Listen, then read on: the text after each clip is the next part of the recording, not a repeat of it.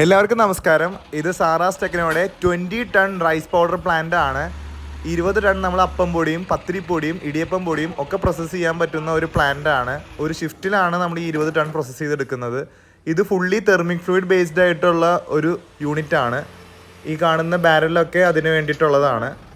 20 ടണ്ണിന് ആവശ്യമായിട്ടുള്ള സോട്ടീനേഴ്സ്, അതേപോലെ തന്നെ ഹാമർ മിൽസ്, സ്റ്റീമേഴ്സ്, അതിൻ്റെ റൈസ് വാഷിംഗ് എല്ലാം ഇപ്പോൾ ലോഡിങ് കഴിഞ്ഞിട്ടുണ്ട്. ഇതെല്ലാം ഇതിൻ്റെ കൗണ്ട് എടുത്ത ശേഷം നേരെ നമ്മൾ എക്സ്പോർട്ടിങ്ങിന് വിടുകയാണ്. പ്ലാന്റ് സെറ്റ് ചെയ്തിട്ടുള്ള വീഡിയോ ലാസ്റ്റ് വെച്ചിട്ടുണ്ട്.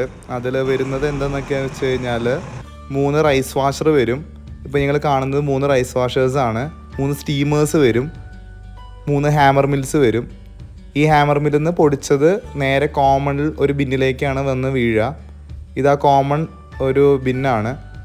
ഇവിടെ നിന്നാണ് ആവശ്യാനുസരണം നമ്മുടെ റോസ്റ്റിംഗ് വെസലിലേക്ക് നമ്മൾ ഡിസ്ട്രിബ്യൂട്ട് ചെയ്യുക. ഇതൊരു ഫുള്ളി ഓട്ടോമാറ്റിക് പ്ലാന്റ് ആണ്. ഗ്രേഡിങ് വരെ ഈ പ്ലാന്റിൽ തന്നെ നമുക്ക് ചെയ്യാവുന്നതാണ്. ഈ കാണുന്ന വെസൽസ് എല്ലാം 1200 ലിറ്റർ വെസൽസ് ആണ്. അതിനുശേഷം ലാസ്റ്റ് ഇത് ഗ്രേഡിങ് സെക്ഷനാണ്. നമ്മൾ വറുത്ത് കഴിഞ്ഞ പൊടി സ്റ്റീം പുട്ടുപൊടി ആകുമ്പോൾ അതിൽ കട്ടകൾ ഫോം ചെയ്തിട്ടുണ്ടാവും. അത് ഗ്രേഡ് ചെയ്തിട്ട് സെപ്പറേറ്റ് നമ്മൾ പാക്ക് ചെയ്യുകയാണ്.